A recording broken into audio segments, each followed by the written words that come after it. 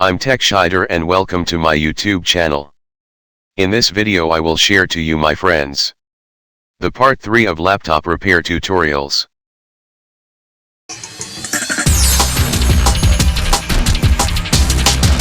Alright, this is a gateway here. Model number is... Gateways have really weird model numbers. This is a W323-UI1. I think it's real stupid to have put an I and a 1 right next to each other in a model number, but this has a bad power jack. How do I know that? Well, I'll show you. This is the power cord that came with the thing.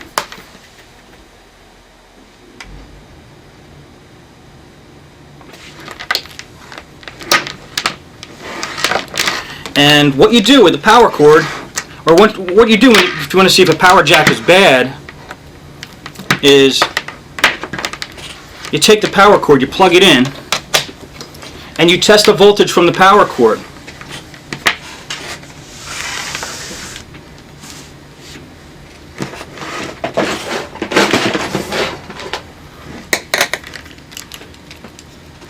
You just use a regular voltmeter.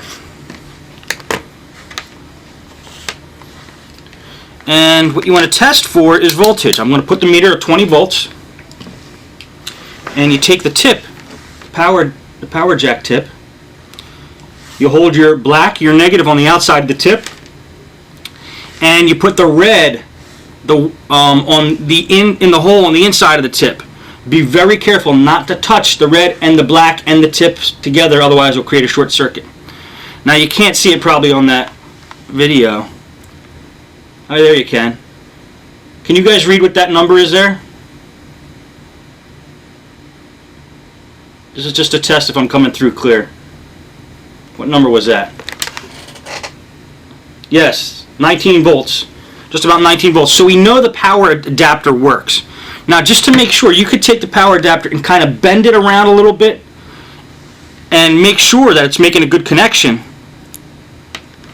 Let's see. I'm going to do that right now. Okay, I'm still getting 19 volts, and I'm moving the power adapter around a little bit, jiggling it around, making sure that there's no crimps in the wire. Okay, even though I jiggle it around, it's still moving around at 19 volts, so we know the tip is good. A lot of times, you know, the tip will break, like right in this area here, and you won't get that 19 volts after you do that, after it's broken. So instead of just taking the whole computer apart and finding out it has a perfectly good power jack, test the power adapter first. Now we know the power adapter works. That leaves us with the power jack.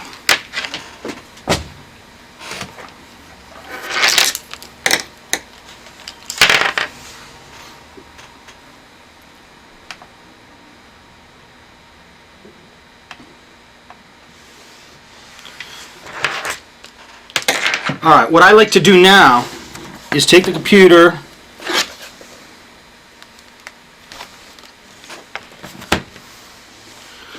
probably a good idea to take the battery out at this point.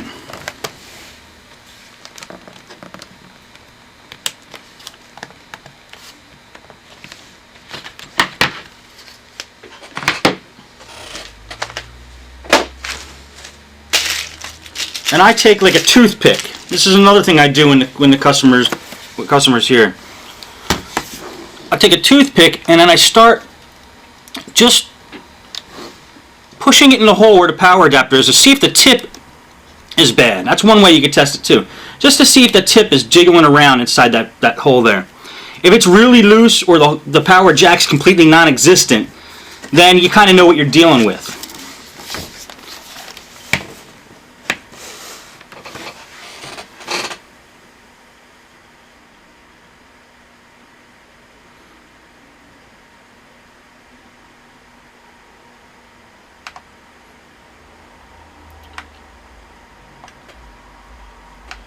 Okay, sorry guys, I'm just adjusting my Ustream for 1 second.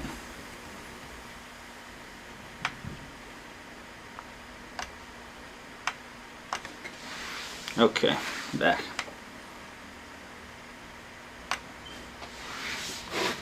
Alright, so we know it's a bad power jack. I mean, another way you could test it is you know, plug in your power adapter, just plug it into the side and see if the battery light lights up, you know, see if it's actually getting any power to it. See if you could turn it on without the battery in it.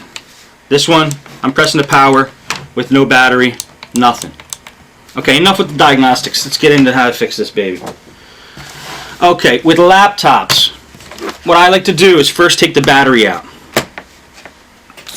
Another thing I do before I do anything, if I'm going to put it upside down, I think it's not polite to scratch the heck out of a customer's laptop. So I put it, this is a piece of foam that you get when you buy a new motherboard, that little square piece that comes in the box. They're perfect for this. You just put the laptop on top of that so you're not scratching it.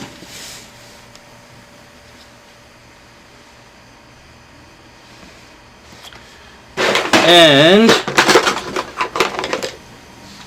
okay, what we're going to do now is start taking stuff out of the bottom. See, I know, or I think I know, from working on this type of laptop that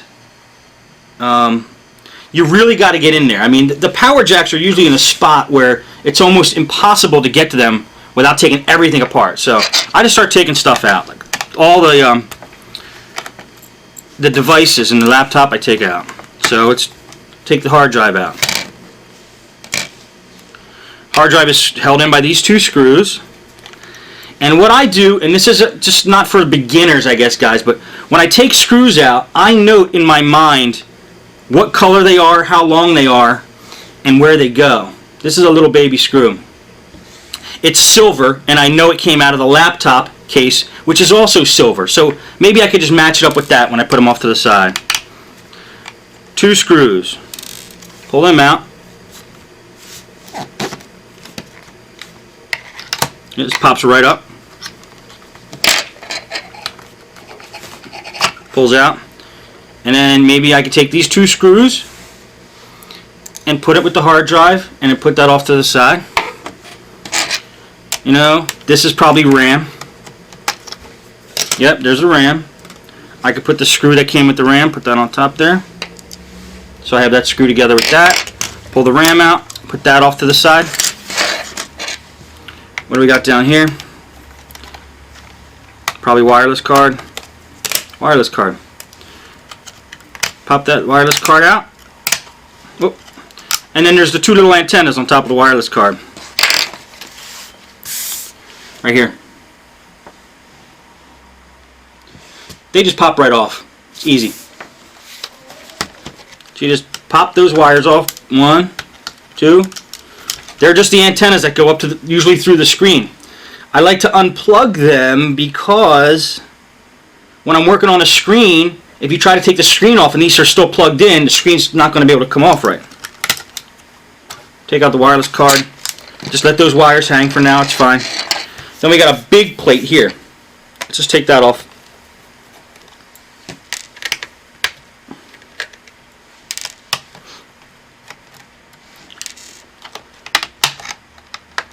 This is real easy. You're just unscrewing the plates, all the plates on the bottom of the machine to get all the accessories out first. All the devices. And that screw just jumped away from me. So did that one.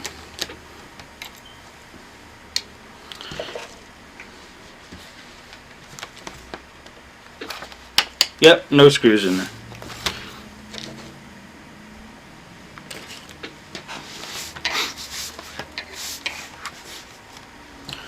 Okay, now if you look under that last plate I took out, and this is a nice feature for a laptop. The last plate I took off, and this is just normal unscrewing, guys, nothing fancy here yet. This has the whole processor and fan in there.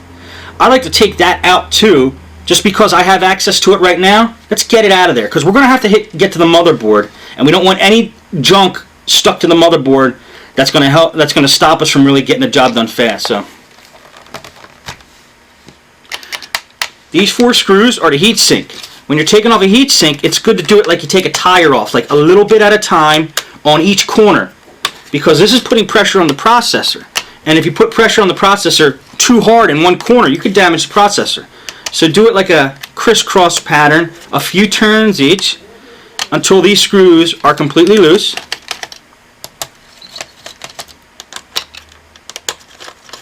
And then you're going to see the CPU fan here has a connector. You can just pull the CPU fan out. Take the whole heatsink off.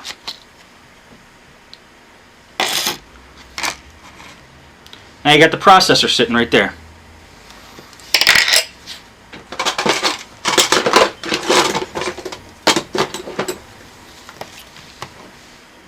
You can hit the processor with one turn here. There's a little locking mechanism on these laptop processors. You turn it one way, it unlocks it, and then you can easily just take it right out. Don't try to pull it out unless you unlock it first.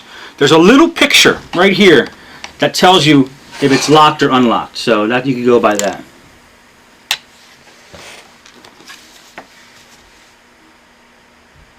Yeah, Acid Burns in the chat room says it's a great time to clean the process or the heatsink and CPU fan.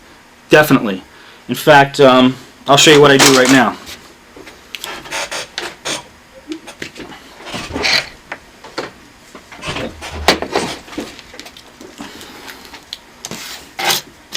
You take a can of compressed air. You know, I take this outside usually, and I'm going to get the screws out of the way from the heatsink. And you just kind of blast it right in the heatsink, right in the coil.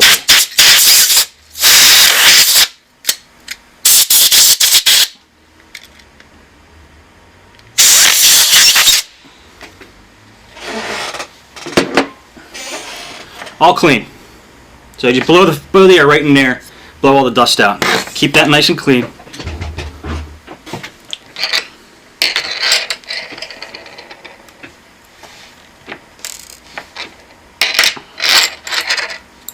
By the way, these are the two screwdrivers I use.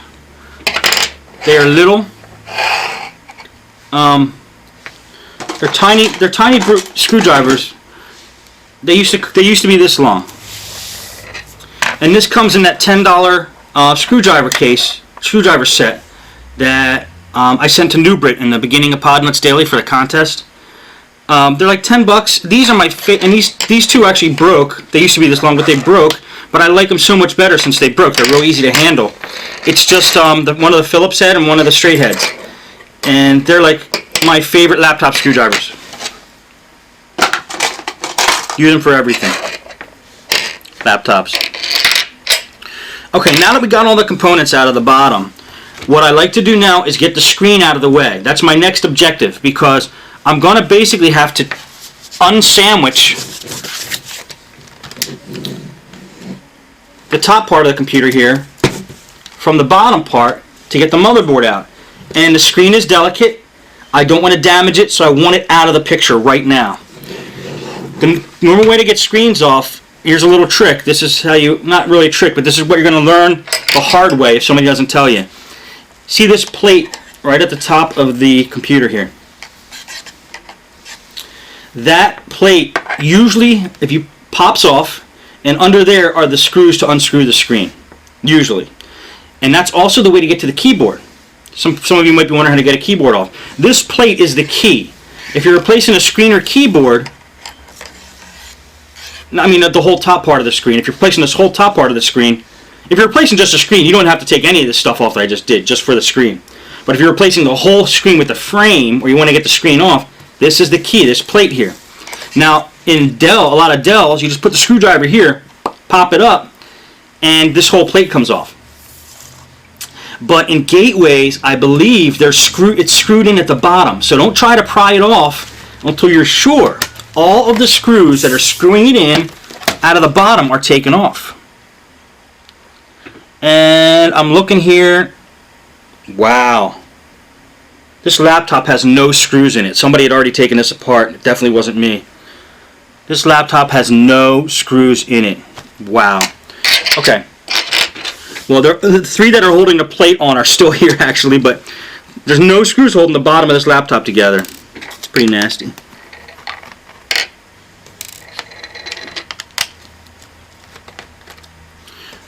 There's three little screws there, and I believe they are the screws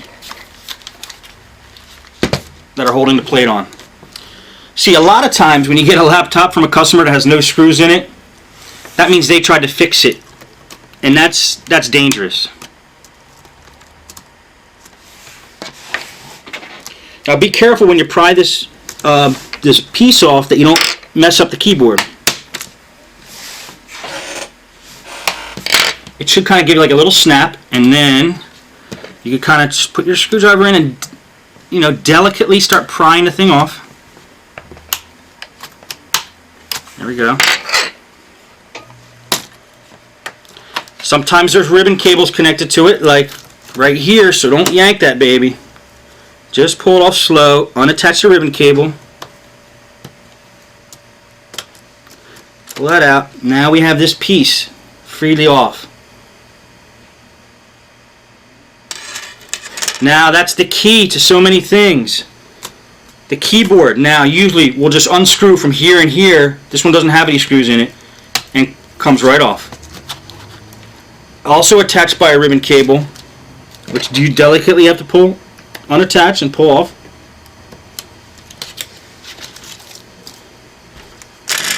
Okay, now what do we got? You just gotta go with what you see. Well, we have this ribbon cable that's not going to nowhere now. That's attached right to the motherboard. That's okay for now. Then we have the video cord. The video cord goes right to the screen. No, that's not the video cord. I don't know what that is, actually. But the video VGA connector's right here. So anyway, and then you got your wireless down here. So you have 3 cables coming off the screen. Unattach them because we want to get the screen off. That's our main objective right now. Let's get the screen out of the picture.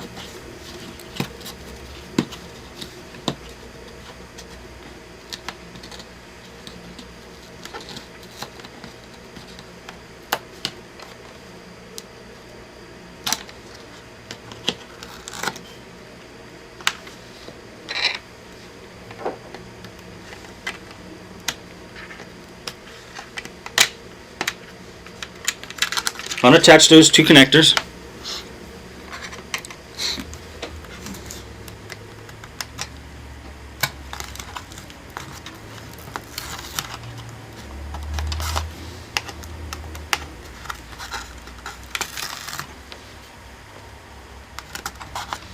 And now I'm just pulling the wireless cables from what I did earlier out. And they should come out through this hole here. No, it's kind of hard to see with this crappy camera. I don't know if I could focus it any better. Let me try. That's worse.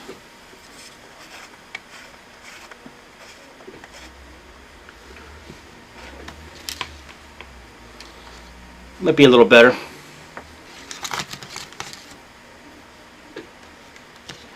Don't worry, William. I'm recording this in HD on another separate camera, so.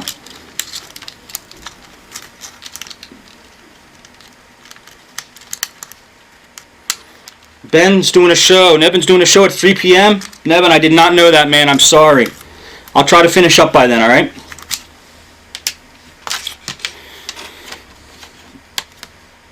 Okay, now at this point, guys, I'm just kind of unattaching ribbon cables. Because I'm going to be taking stuff apart and I don't want the ribbon cables to break. So just unattaching some ribbon cables here. That's loose now. Might as well take this one off now. This one's loose now. Okay, now let's get this screen off. We got all these connectors that are all going to the screen. Let's get the screen off now. Just flip it. Screens are usually screwed in from the bottom. And since this one has no screws left in it, it should pop right off. Let's see.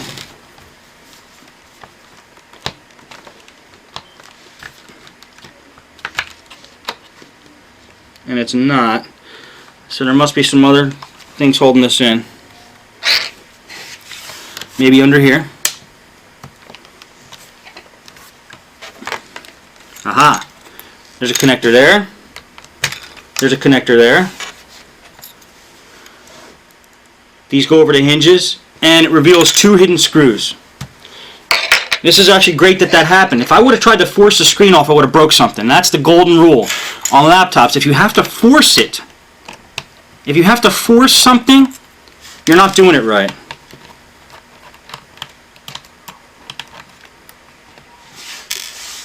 Now, put the screen up.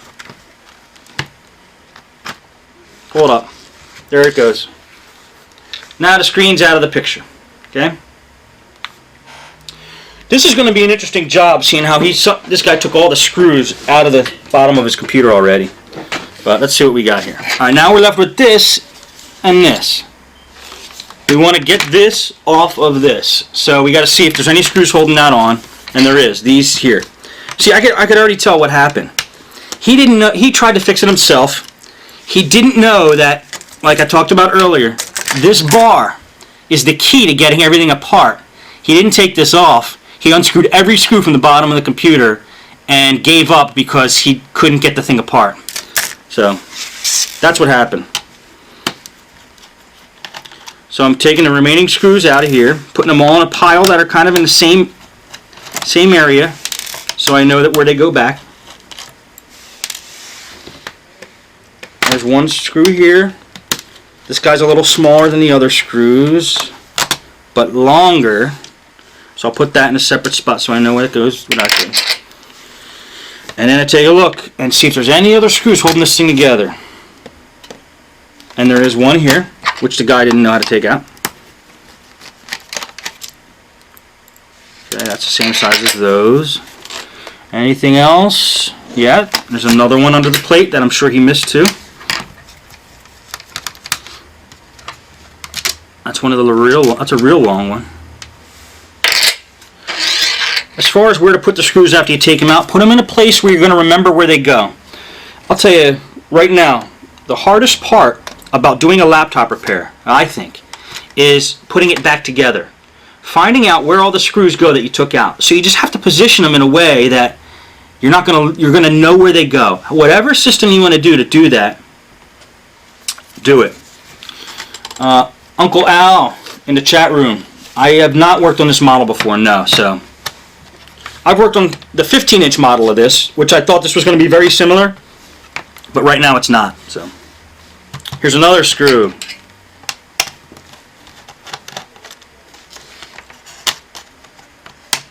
That's a normal size. I'm going to put it in that pile there. Okay. Now, what you want to do is find the spot where these two pieces are going to come apart. Hey, there it goes. And you just kind of go around the edges and you lift it off. And if it comes off clean, because we unattached all the ribbon cables, we got rid of all the screws, and we took the screen off. This should come up pretty easily. And it does. Okay, now what are we left here with?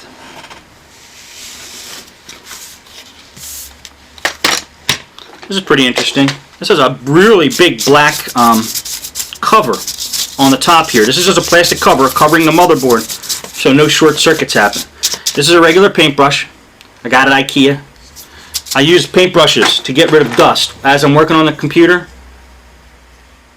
get rid of dust.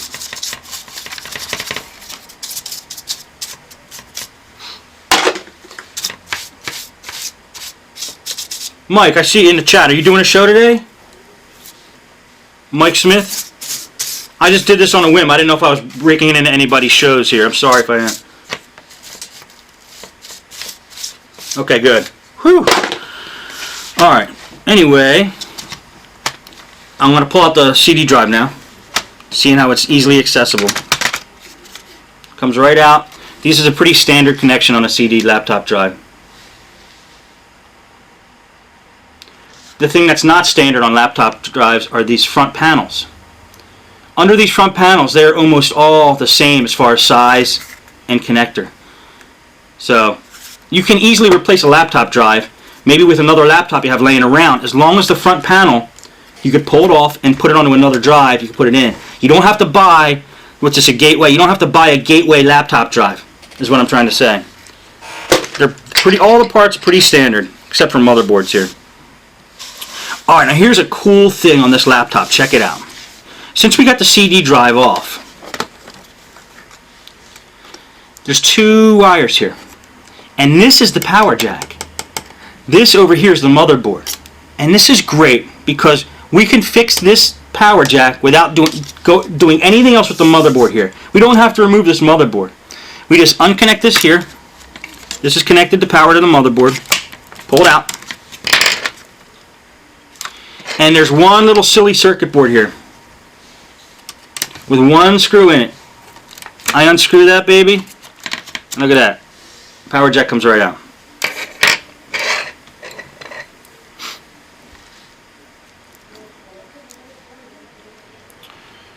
Alright, now probably might be hard to see on this camera, but check it out.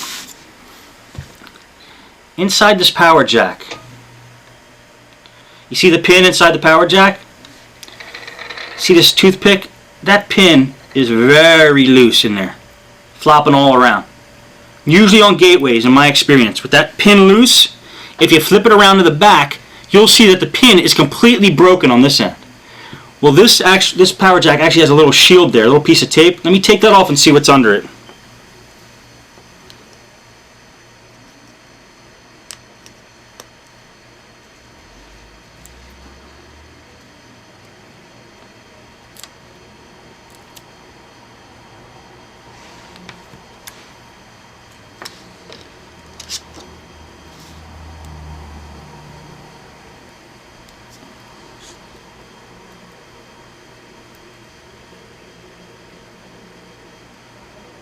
Interesting. I'm just trying to figure it out for myself here, guys, and I'll let you know what I'm doing. I'm just testing this pin to see if the pin, where the loose point in this connector is.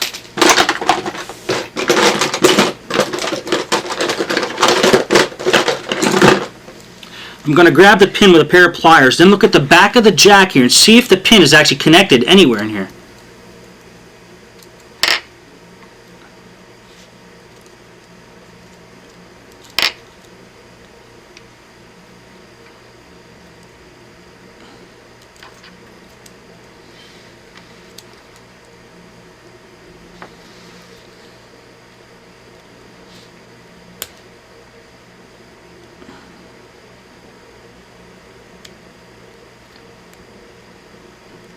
Aha, okay, I see the problem. It's going to be hard to see, but check it out, I'll try.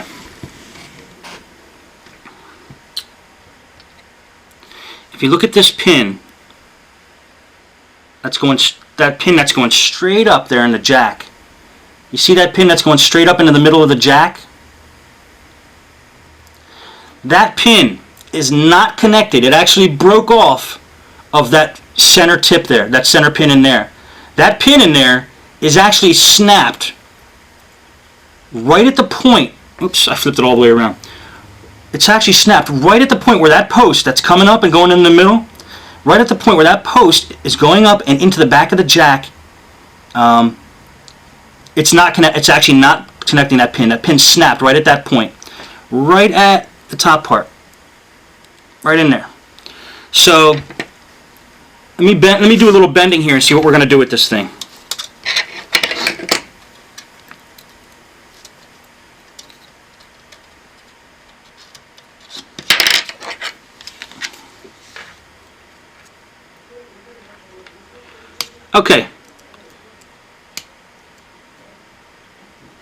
Okay, here's the thing. What I'm going to do with this to do this repair. One might think that since that pin is busted and not connected to this post anymore, that you need a new power jack. But this is not what I'm going to do, and here's why. This tip in here, although it's loose, is not coming out. It's loose because it's not connected to the post in the back, but I can't pull it out. It's in there pretty tight. So what I'm going to do is just basically replace that post with a piece of wire. And if you use a piece of wire, it's much more advantageous for you because wire is bendable, guys. That post is not going to bend. That post is not bendable. If somebody jars that or hits it too hard, that post is going to break. If I replace that post with a wire, this guy could probably trip over the cord a couple times and the flexibility will be okay. So I'm going to remove that post and put a wire in. That's what I'm going to do right now.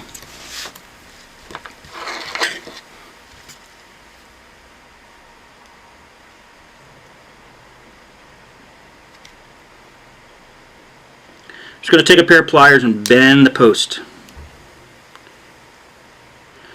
I'm actually just going to bend the post back a little bit.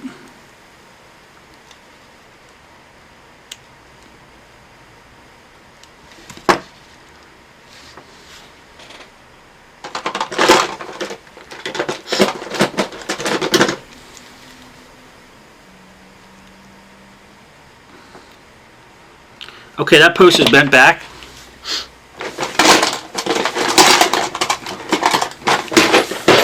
I'm going to take a pair of, I'm going to take a file now. Here's a file I got at Radio Shack, a small little file, right? And I'm basically going to solder the back of that post, the post I just bent down there, I'm going to solder to the back of the tip and the power jack. So the first thing you want to do is scuff up the points you're going to be soldering things to. You just got to scuff them up a little bit so that the solder sticks to it.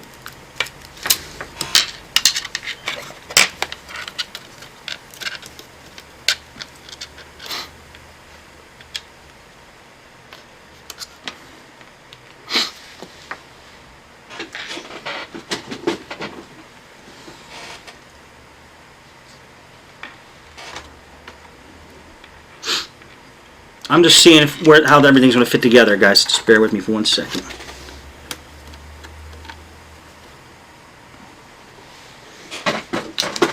Okay. Alright, so back to filing. Just scuff up. You want to just scuff up what you're going to be soldering to. It's hard to tell. It's going to be real tiny here. I'm just reaching over the end. But you want to scuff up the points of contact. You'll see when I'm done. So that your solder sticks to it. Because you don't want the solder coming off, especially on these repairs, because you're going to have to do the whole thing over again if your solder comes off. In fact, while I'm doing this, I'm going to heat up my soldering iron. Hang on a sec.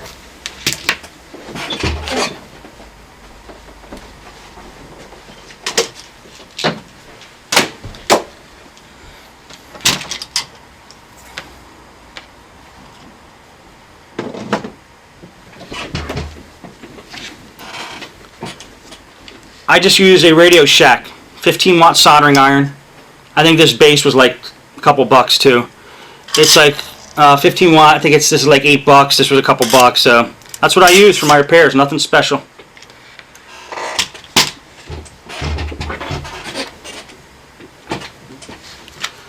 Okay, while I'm waiting for that to heat up, does anybody have any questions so far?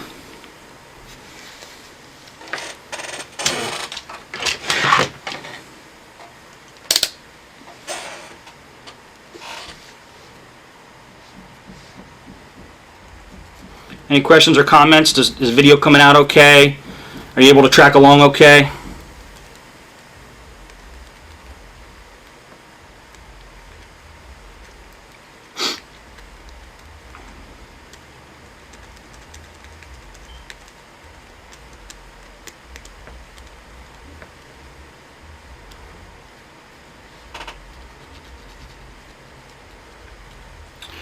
Nobody wanted to do the tech debate, Mitch, so I did this instead.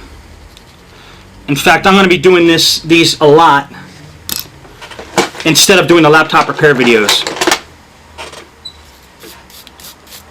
Because laptop repair videos, it's taking a lot of work, man, honestly.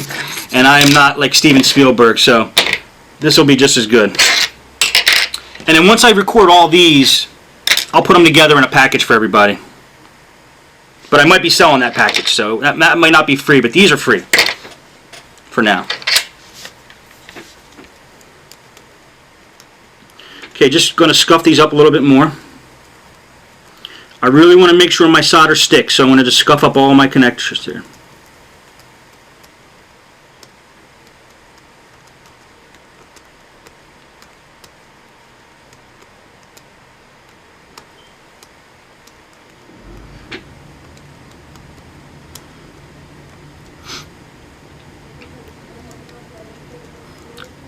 Thanks, Mitch.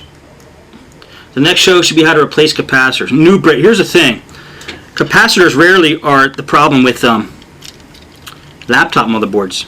Only one time that actually happened where I replaced a capacitor on a laptop motherboard. Desktop motherboards, yes. And I don't usually replace capacitors on them. I just buy a new motherboard. But we can do that. We'll do whatever you guys want. You guys are the boss. Alright, well, also while we're waiting for the soldering iron to heat up, let me show you something else. Red wire. Black wire.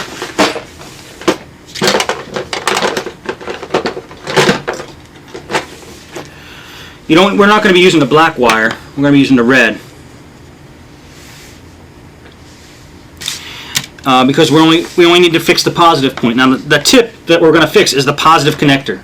Grounding points are okay. You can look at the back there. Everything's fine. Everything's soldered to the motherboard just fine. The bad point is right there in the back. That tip is not making connection with that post. So I bent the post down, and I'm basically going to take a piece of wire and solder it from the end of that tip to the post. I'm going to take this red wire and just take a little bit off the end. This will be one end of the wire we're going to use.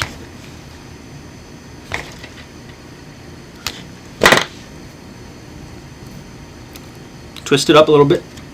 So now we got that. We're going to shorten that a little bit. When you're working with these wires with these laptops, see how I made it a little shorter? I don't know if you can see that. The metal part. You don't want to make the metal part, the part that you're cutting out there, too long, because if it's too long, then you have a higher chance of it short-circuiting with something else on the motherboard. So always keep these tips short as you can, and connected right to the spot you want to connect them to without them getting really stretched out. And we're going to cut the piece of wire, a short piece. That'll work right about there. So now we got this size wire here, okay? And then I'm going to expose the other side of the wire.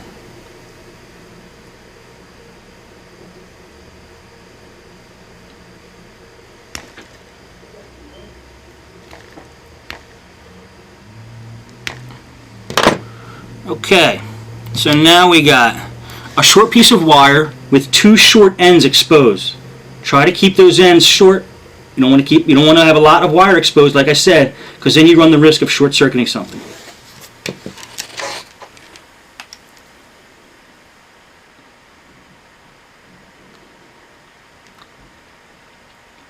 Okay, now what we're going to do is what's called tinning, I believe. I'm not a soldering professional, so I don't know if that's the correct term, but what I'm going to do is basically put solder on the end of those two exposed points so that when we attach it to the tips and the power jack, that they stick. Instead of trying to just take this and glob and put it to the end of the power tip and then try to glob solder all over it. That's not what I do. I kind of paint the tips of each thing first and then just stick them together. So I'll show you. By the way, this is Radio Shack solder, 0.032 diameter, 2.5 ounce, 6040. That's the solder I use. It's model number 64-005E. You get that baby at Radio Shack. And I'm going to take the soldering iron, and I'm going to kind of paint the ends, to paint the exposed tips. Just paint them with solder, so there's solder on each of those tips. Okay, one side's done. I'll show you when I'm done with this.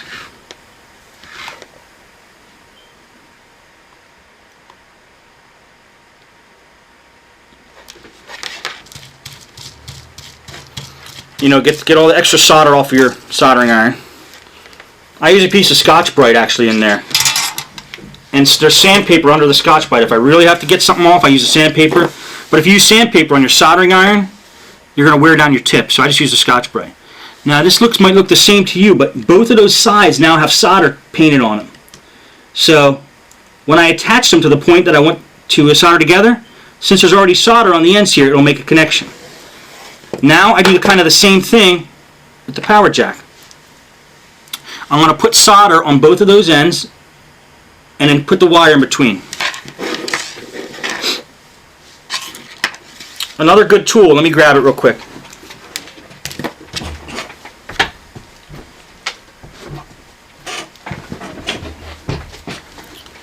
Another good tool is, these are called helping hands. It's basically a little thing with alligator clips on it, so you can hold things without having four arms, four hands. For example, I'm going to put this in there in such a way that, there we go. Now it's sitting there perfectly for me to work on. This was called helping hands. One of them fell off, so it's actually now just a helping hand.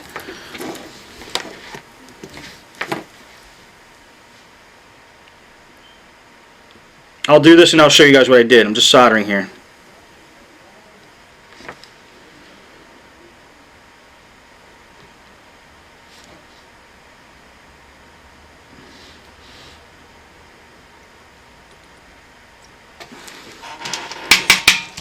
This is going to come out good, guys. I could feel it. Okay, let me show you what I did. Those points that I was scuffing up earlier while the soldering iron was heating up, I just put solder on those points. I don't know if you could see. I'll try to do it in different angles here. I just put solder on both of those points. So now when I attach the wire, they should just go together real easy. So let me put the wire in there now.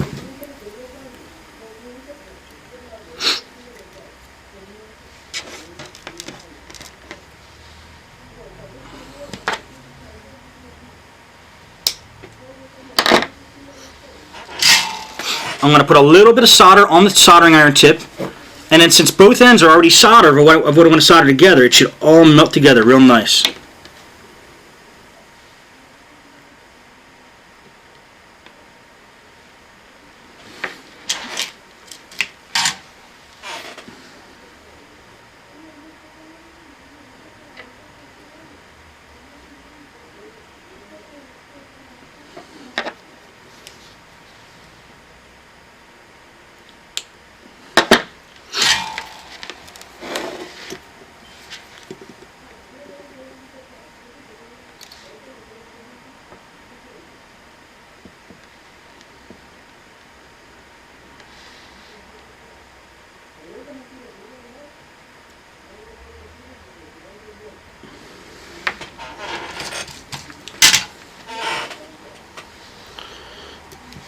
Okay, soldering's done.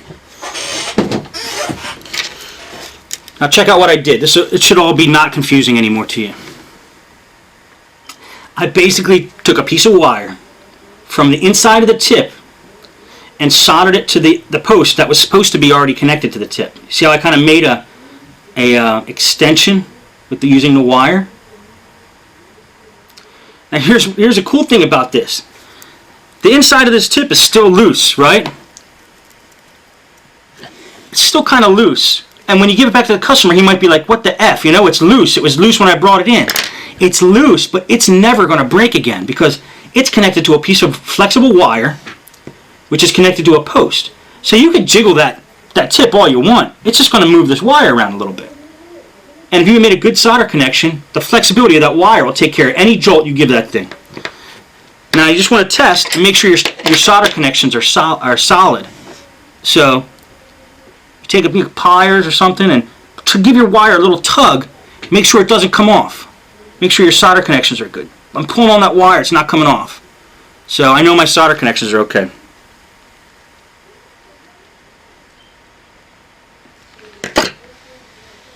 I don't know the gauge of the wire acid burn. This is it. It's like, I got it at Micro Center. It comes in like 10 colors. It's strong enough though to handle the load. Exactly, Al. It's better than the original design.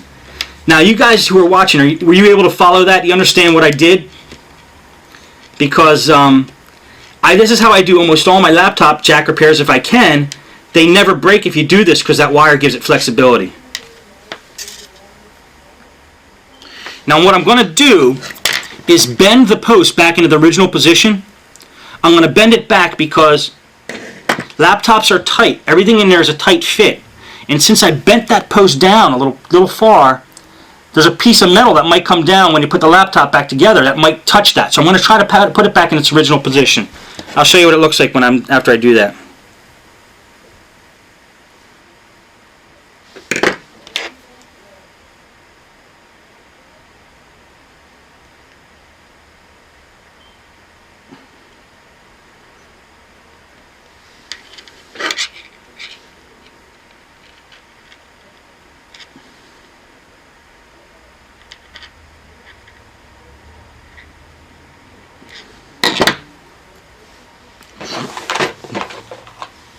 Another great tool is a toothbrush for like cleaning up little areas that might have a little bit of metal, a little bit of solder stuck on them. Just use a toothbrush. And then you'll see I bent that post back into its original position. Okay? This way that if there's anything that was going to make a short circuit with that, it can't now because this is the way it originally was. The only thing that's like sticking out a little bit now is the wire I attached. But we'll make sure that that wire doesn't interfere with anything. Plus it's shielded, so you're not going to worry about a short circuit with the wire. Alright, let me get the soldering iron out of the way. Put the wires away, we're done with that. Let's take this black shield that was on the back of this thing and put it back. There's a black shield there. Stick that baby back on. And because I took that shield off, and it might have lost some of its stickiness, I'm going to put a piece of electrical tape as well, just to make sure.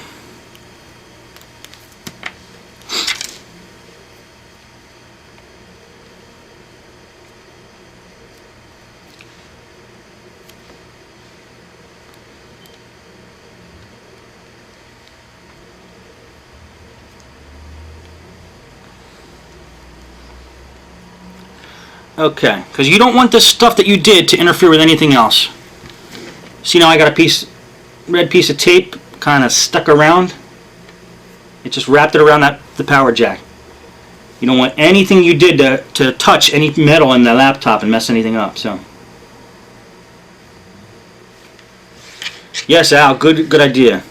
Acid Bird, I'm glad you're pleased. I'm glad you're pleased with that. Acid Burn, you're saying, oh, you're thinking of unsoldering the post. You could do that. You could unsolder the whole post, take the whole post out. But then you have to attach stuff to the circuit board. Okay, if I took the whole post out, I'd have to attach stuff to that circuit board, and this was easier. The post already has a good connection to the bottom. The post already has a good connection. Normally, Acid, that post, under these conditions where the laptop repair or the laptop jack is damaged, that post a lot of time falls right out. The post is actually busted. So actually most of the repairs I do have the post out because it mainly just falls out as soon as you open the computer. But in this case, I took advantage of the fact that the post was still connected. This way you have shorter distance to go. Anyway, it was just my call, but you can do it however you want. It would definitely work. Alright, let's put everything back together, guys. Get the solder out of the way. Wires out of the way. Toothbrush, paintbrushes, electrical tape, file. I like to work with a clean space. Okay. Got this back up here again. And this came out, I don't know where that goes. Oh, there it goes.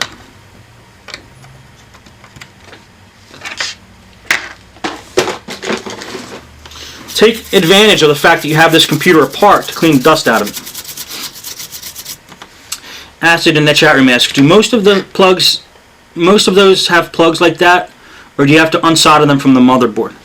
Well, to answer your question, most of the power jacks break in different ways, and I like to try to repair them than replace the whole jack, because a lot of times they already have a solid connection to the motherboard, but there's something else that's wrong with the jack. So you don't really need to replace the whole jack. The way I did this, it basically made this stronger in a way. I mean, it's like if we replaced the jack, the same thing could have happened to his computer as this one. But since we did the fix in this way, we added flexibility to it, which is what those connections need. They need flexibility because they get abused, so abused. So I guess to answer your question, different jacks break in different ways. It's a judgment call. I like to try to use the existing jack that's there and solder wires instead of replacing the jack with posts, because you want something flexible, not rigid. So it's different every time. Let me put this back in.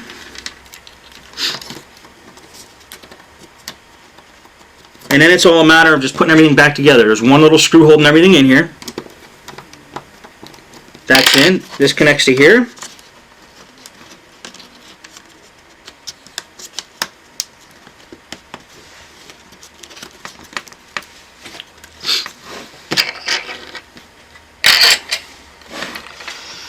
Okay, what else now? Let's put it back. Try to put it back in the exact sequence you took everything apart.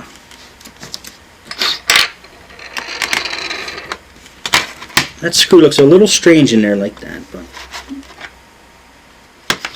I think this guy really did a number on this laptop. I mean, he took it apart. This screw usually holds in the CD drive. Now there's no screws holding in the CD drive. I don't know what he did.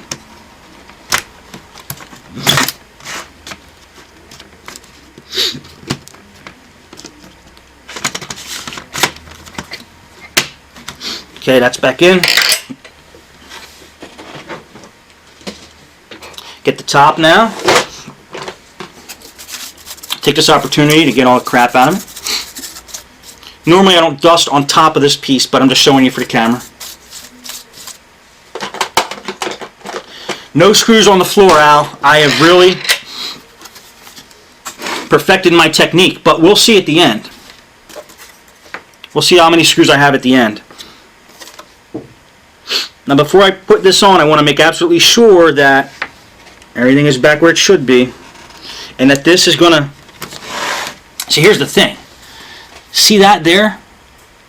That part, that whole big metal honking thing, has to slide on top of the power jack we just fixed. That's why I didn't want any extraneous things coming out of the jack that we fixed, because it has to fit into there. So let's see if it fits.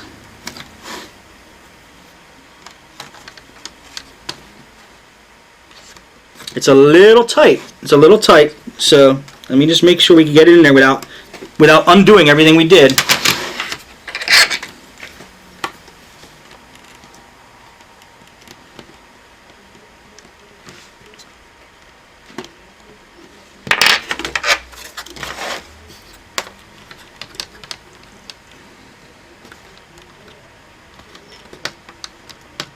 Okay, I don't want to push it. I don't think it's going to go. In that case, I am going to remove this piece. I'm just going to remove it.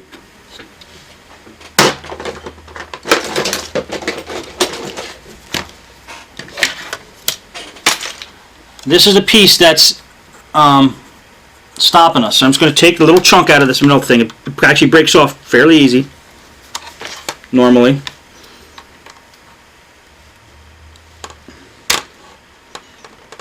Well, that wasn't good.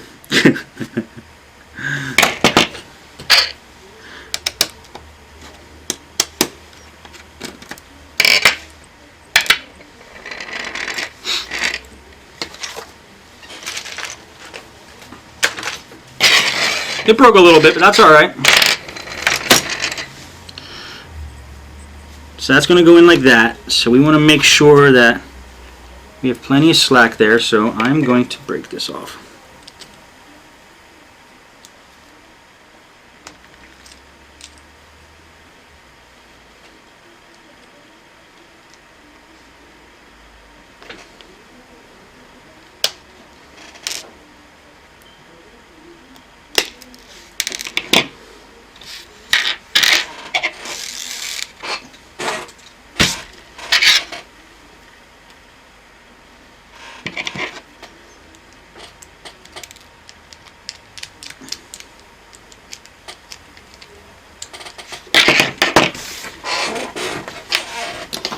Okay, just going to get any metal shards off that are still in there. I just kind of chipped it apart a little bit, which is perfectly fine. He didn't have any screws holding it in anyway, so one less screw is not going to hurt. It's a little different looking. I don't know if you could tell, but I broke a piece off of there. So now it's going to be able to slide right on top, hopefully. If not, we just break more off.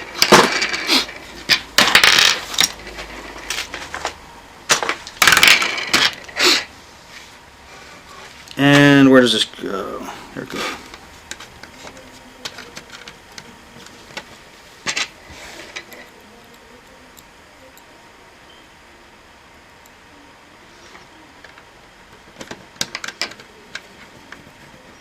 Okay, just screw that back on there.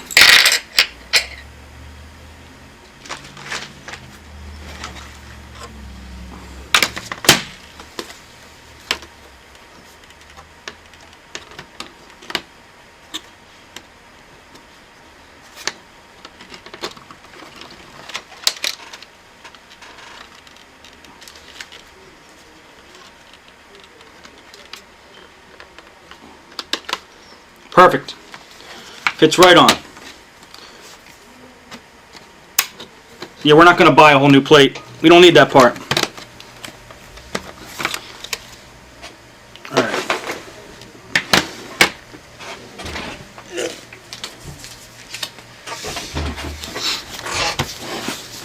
Okay, let's just start screwing it back together now.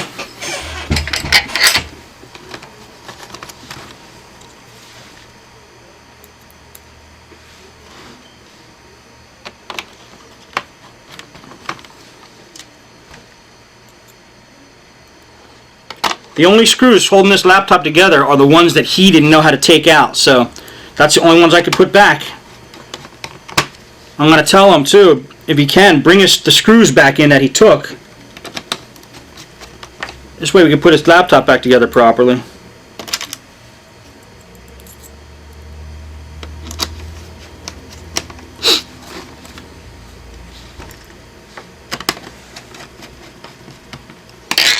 Okay, make sure everything's snapped back together properly.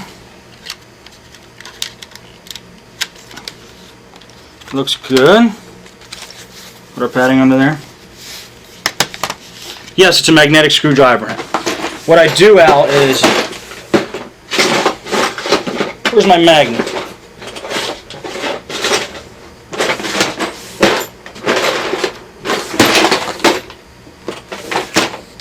I actually have a magnet, and I scrape the screwdriver on the magnet to remagnetize it. I think it's almost a necessity to have a magnetic screwdriver when you're working on laptops. Big time.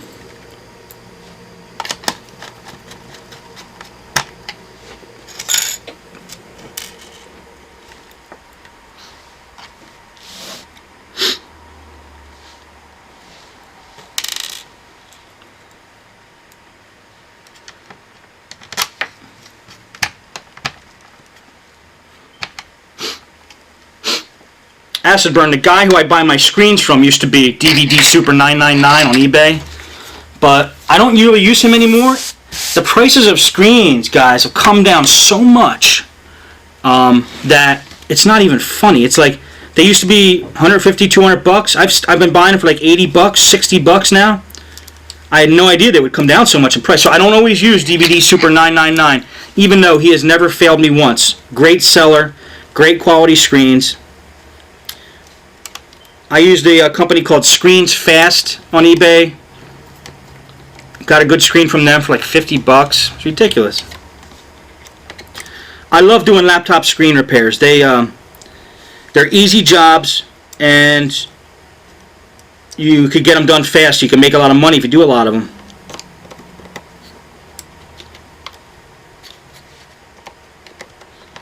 I will do a screen repair on one of the later videos. Okay, now I just attach those two ribbon cables back, that's all. And then I just scan the table here and see what's next. Alright, looks like the next thing is our screen.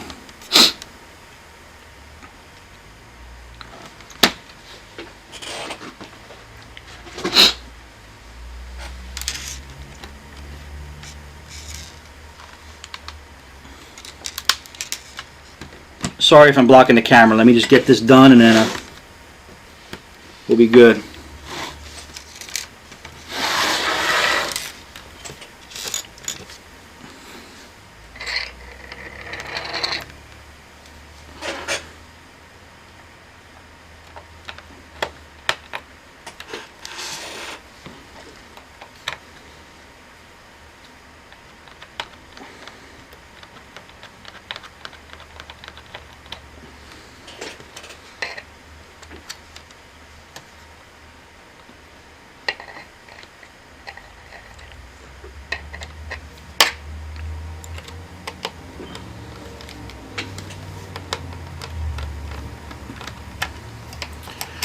Okay, there's the 2 screws that hold the screen on.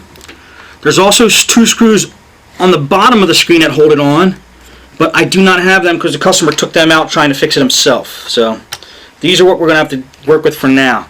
Now, always with screens, when I put laptop screen, the screws back on the screen, I always give it an extra oomph with a big handled screwdriver just to get extra torque in there, because these screws are the screws that will make the screen flop around and be loose, and you don't want that to happen to your customer. Okay, now that we got that in there, let's put all the cables back for the screen.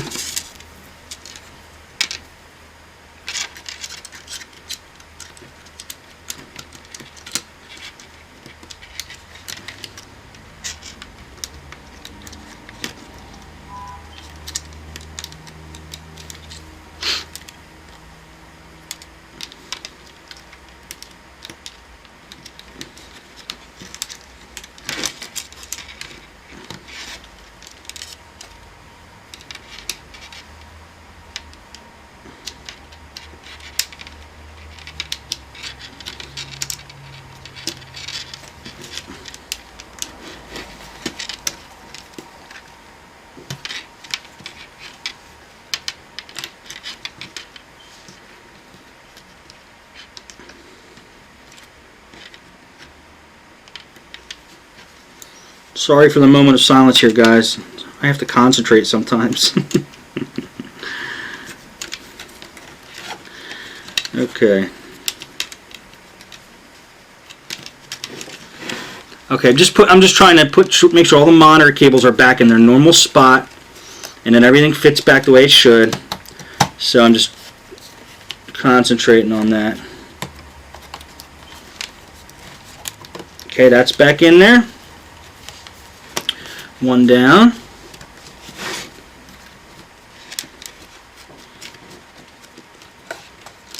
And then this gets pushed back in there. Sorry if you can't see this, but I'm just putting cables back, pushing cables back. And let me see if this works out.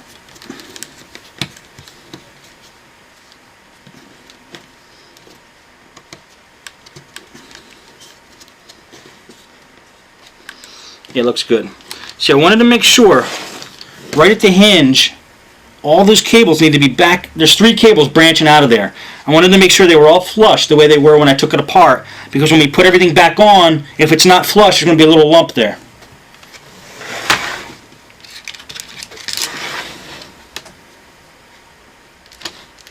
And I'm going to feed, I'm just feeding the wireless cables back through this hole here to get back to the bottom of the system.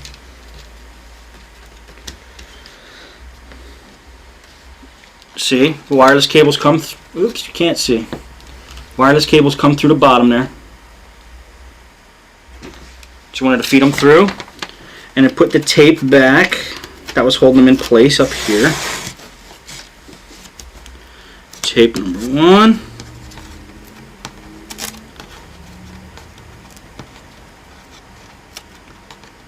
Come on.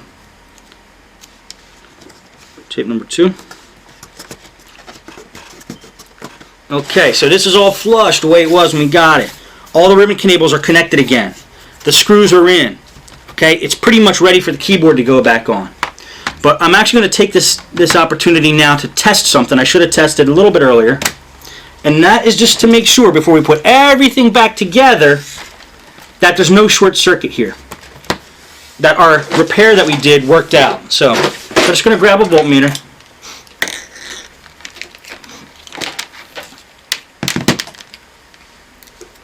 I'm going to put it on beep mode, which is basically testing,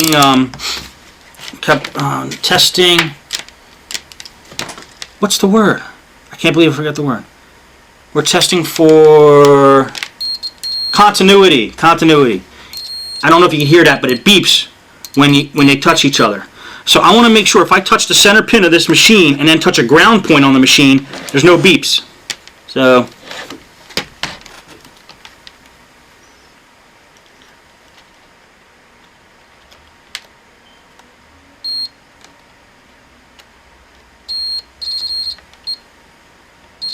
Okay, you couldn't really see what I was doing, but there's no beep. So now I know there's no short circuit. That center pin is not touching anywhere in the motherboard, the ground point. So we know that at least it's not shorting out. I'm pretty confident that it's going to work, so I'm just going to put everything back together. This is what I call my confidence repair. I don't recommend doing that. It's basically when you think your repair that you just did is so good that you could put everything back together and just know it's going to work without testing it first. Without actually putting the power cord in and testing it. I tested for continuity just to make sure there was no short circuit. I recommend doing that. I recommend actually testing all along the way, but I like to do this with my confidence repair.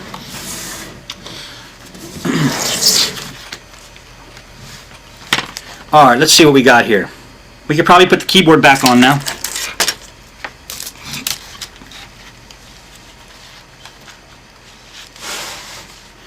Keyboard, cable goes, ribbon goes right in there. Make sure it's in.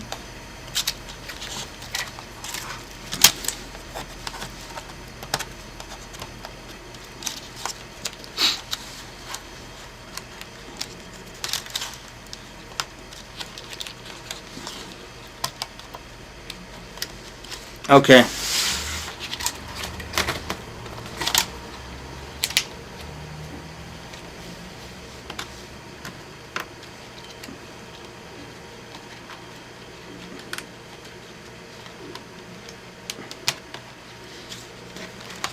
Okay, just wanted to make sure that ribbon was in. It's in. Then you just flop the keyboard over. Push it down. This keyboard actually doesn't have any screws in it, so make sure all the ribbon cables are in. Everything's nice. Everything's straight. Everything is the way it should be. Yes, it is. Push that back in. Put our magical cover back on.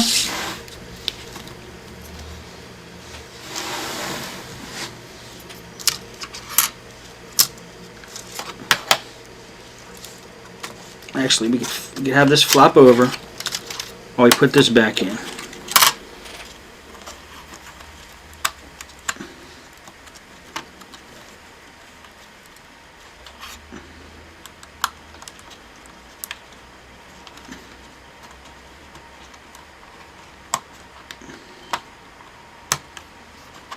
Sometimes these ribbon cables are a pain in the butt. You get used to them.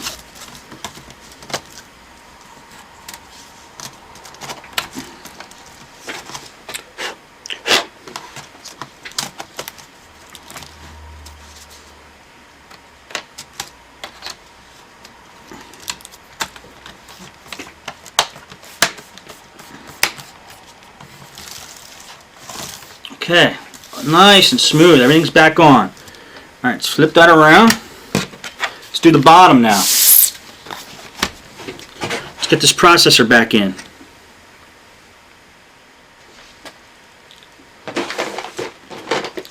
Just make sure there's no dust in that processor.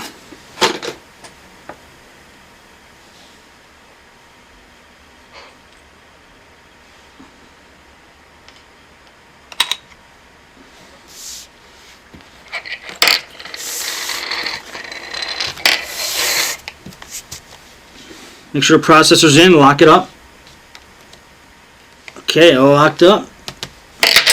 Put the heatsink back on with a newly cleaned out fan and heatsink.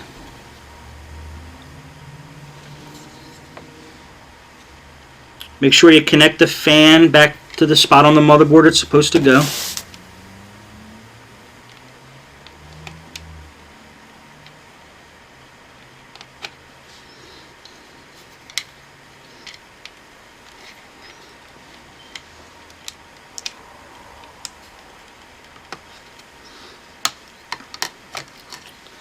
Put that baby right back in where it came from. Okay, put the heatsink screws back in. Tighten them up like as you would tighten a tire, guys, same way. You don't want to put one corner in completely tight and then do each one like that because, like I said, you don't want uneven pressure on your CPU. That's your brain. Give that a couple turns. 1, 2, 3. Just a couple turns. 1, 2, 3. couple turns. 1, 2, 3. Back to the first one. 1, 2, 3. 1, 2, 3. 1, 2, 3. 1, 2, 3. Back to the first one. 2, 3. That's tight. 2, 3 is tight. Tight. Tight. That's in there. Don't over tighten your heatsink screws. It's unnecessary. You don't want to break the motherboard. And what I like to do now is when I see putting all the components back in, I like to just dust them off. Put it back in.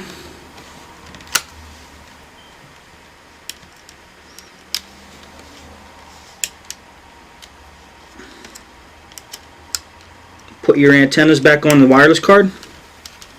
They just snap right on.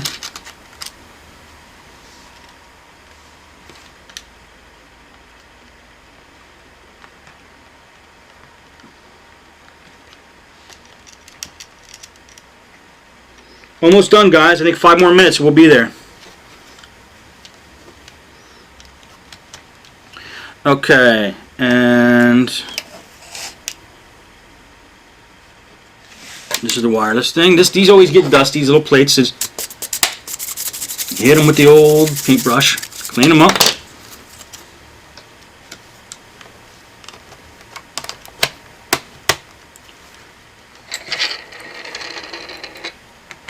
Put that back in. Now I notice we have these 3 little tiny screws here. They go right here. Might as well put them in now. They hold the magic plate, like I called it. The magic plate, the key. They hold that on.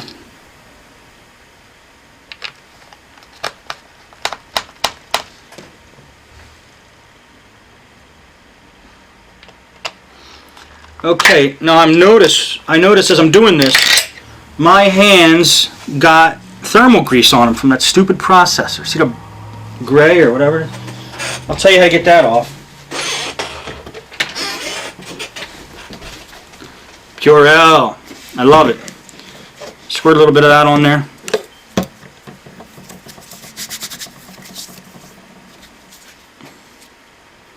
Get a napkin or a towel or something.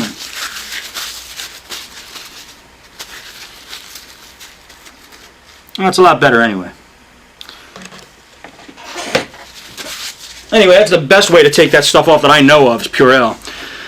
Okay, let's put the memory back in there. Put the memory cover on after we dust it.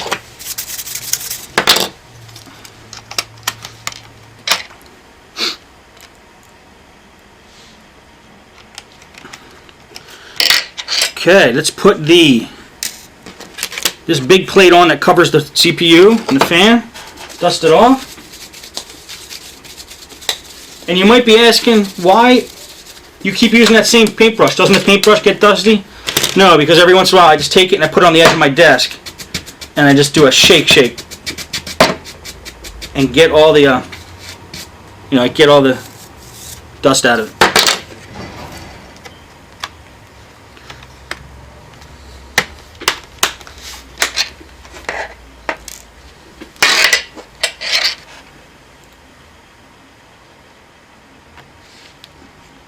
One screw. 2 screws. 3 screws.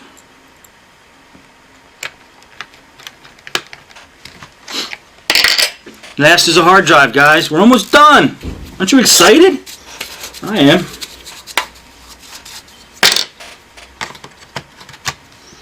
Okay, hard drive. Push that back in there. Push that back in there. It's in.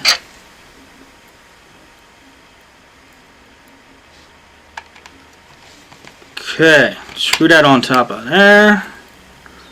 Screw that in there. One more piece, one more screw.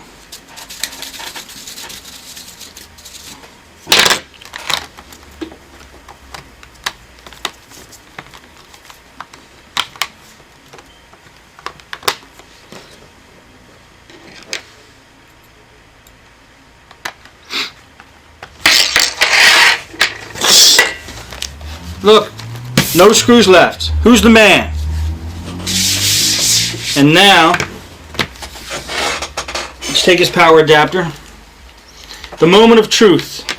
Bad dog, I am not worried at all. Do I look worried? You can't see my face. You don't know how worried I really am.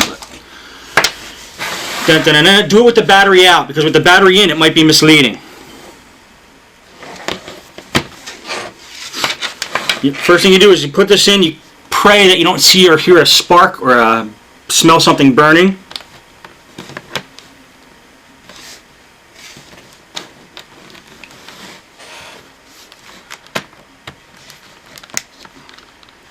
Okay, who thinks it's going to work and who thinks it doesn't going to work? I want to see in the chat room before I hit the power button.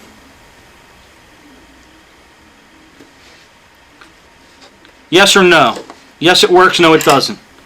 You tell me before I press. I hope you guys are right. Here we go. There's a blue light. There's gateway.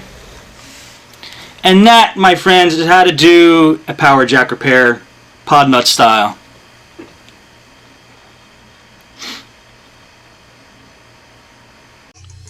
Here's a quick little video. I'm going to show you how to remove a hard drive from a Dell here and test it using knoppix, which I like to use to view files on a machine that Windows can't recognize. Now, Dells usually have on the side is where their hard drives pull out. You can pull out the 2 screws or sometimes 4, and the hard drive comes out of the side.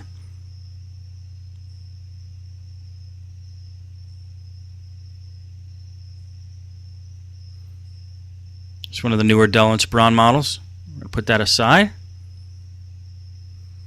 And we're going to take the hard drive. Now, these hard drives usually come in some kind of case. Or it's called a tray, hard drive tray in most cases. There's 4 thick little screws holding it in on the edge. Sometimes 2.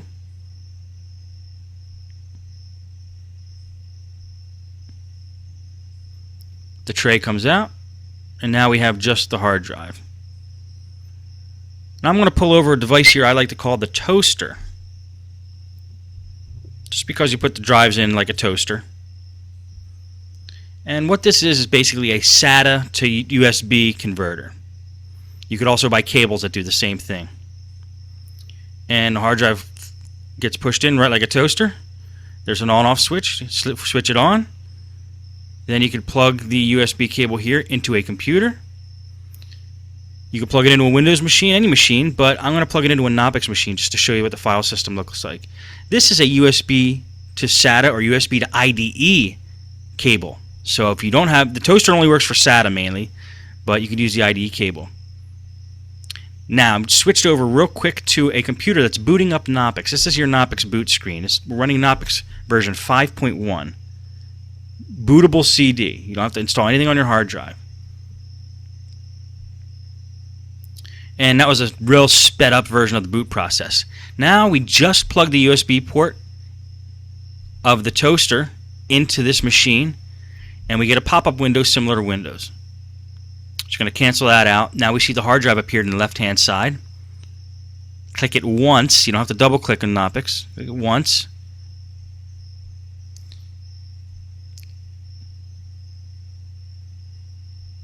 Let's try that again.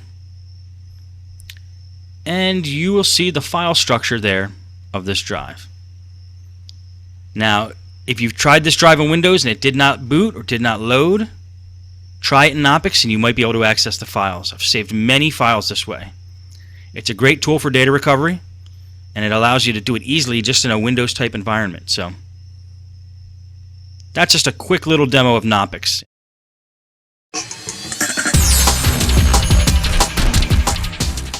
I'm going to show you here how to take out a cracked screen on a computer and how to buy a replacement screen. I'm not going to show you installing the screen because I don't have it in stock at the time of this video, but we'll show you the first half. Now what I'm doing is pulling out the little rubber pieces on the screen. That's where the screws are hidden behind. That's how you get the screen out. Pull out those rubber pieces. Some of the rubber pieces may not have screws behind them, but it's best to check anyway. And this Acer has, I believe, 4 screws holding it in. So once we get those rubber pieces off, there might be a couple stingy ones here, and I just use a little tiny flathead screwdriver to pull off some of those pieces that don't really want to come off, or some of them lay flush and you can't actually get a grip on it. This one actually has more than 4. It might have 6 screws holding it in.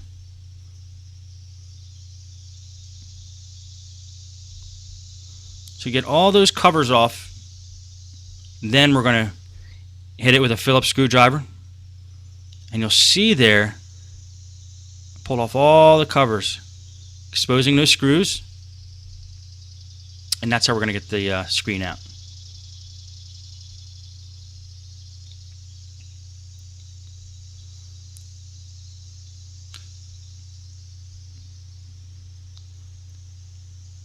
It's a good idea, if you can help it, to not angle your screwdriver towards the screen in case it slips. Your screwdriver might scratch the screen.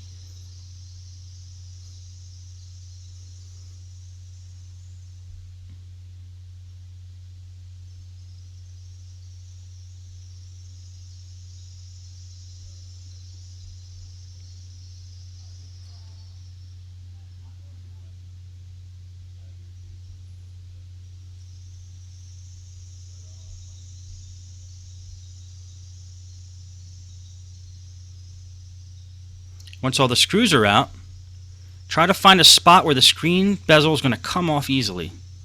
It might be the side, it might be a corner. And there we go, we got some action there. See if you can take your fingernail or a plastic piece and kind of bring it along the edge and pop the whole rest of the screen off.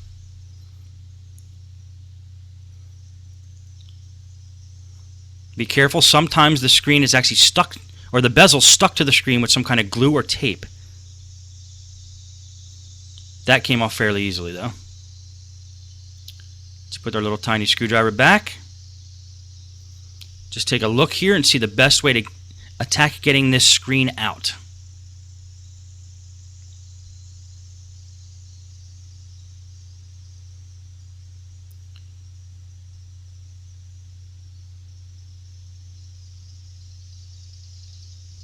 Just going to unattach the inverter cable there, so there's no power going to the screen. And the way to get a screen out, the screen is usually attached just with screws in on the side. They're screwed into the side rail. Sometimes you can't get to these screws unless you loosen the hinges up a little bit, but this computer looks like we'll be able to get to the things pretty easily. So just unattach the little tiny screws from the side rail.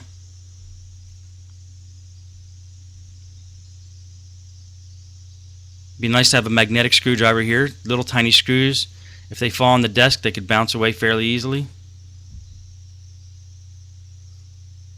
Normally there's 4 screws holding these screens in on each side, but this one only apparently has 2 on each side, which is not the greatest design because it adds too much flexibility to the screen and it could break it. And then the screen just pops right out. Now the LCD cable is still attached. We already unattached the inverter cable, so that pink and white one on towards the top of the screen, which powers the bulb, we already unattached that. So if it looks like it's not going to come out that easy, we could just get the inverter out, which is what I'm unscrewing now, the screws that hold the inverter in.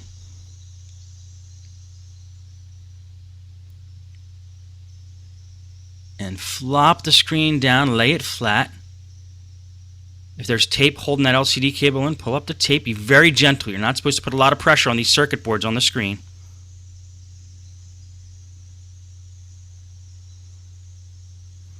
Okay, expose the LED cable and the connector. Okay, got the tape off there. Just going to put it right there on the screen for now.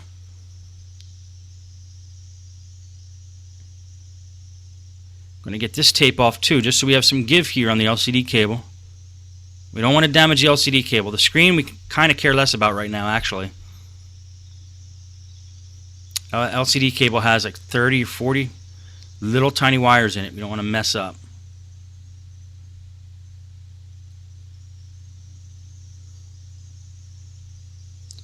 And that pops right out. The LCD cable either pops right out, or sometimes it is. There's 2 little locks that you got to squeeze on the side to get it out, which I'll show you in a prior video. And we're just going to keep that LCD cable kind of out of the way for now.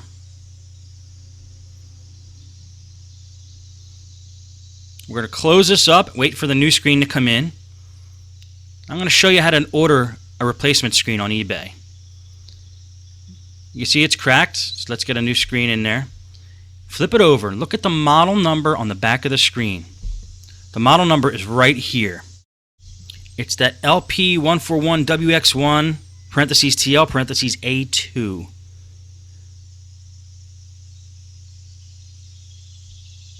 right there. Now, we hop on eBay and we type in that exact model number, LP141 WX1. I type in the TL and I type in the A2. You want to get the exact screen if possible. And there are screens with that TL and A2. There's 25 screens for that. So let's look at what we got here, see if we can find a good deal. Screens look like they start at 80, or start at 50, that's not bad. But we're going to sort them by price. See if we can find the best deal. Okay. Got a couple screens here. I'd like to buy new, so look at that new screen. That's Laptop Z Outlet. That is a company I had terrible experience with. I'm going to throw them out right now. We are not buying from them. Even though they have good prices and good feedback, they actually blackmail you into giving you positive feedback. If you give them negative feedback, they won't refund your money. Now this buyer, this is DVD Super 999. A great buyer. I've bought many screens off him. Never had a problem. He ships from Austin, Texas. $79. $10 shipping. Great price. Buy it now. So you do the buy it now through PayPal. You generally have to wait about 3 to 5 days for the screen to come in. And then you install it same way we took it out. Again, I can't say enough good things about DVD Super 999. Great seller. I've been buying screens off him for years. Try to avoid Laptop Z and Screen 8 if possible. But that is how you buy a screen on eBay and replace a screen. Thank you for watching. Please like the video and share it to your media communities. And kindly subscribe to my channel. God bless.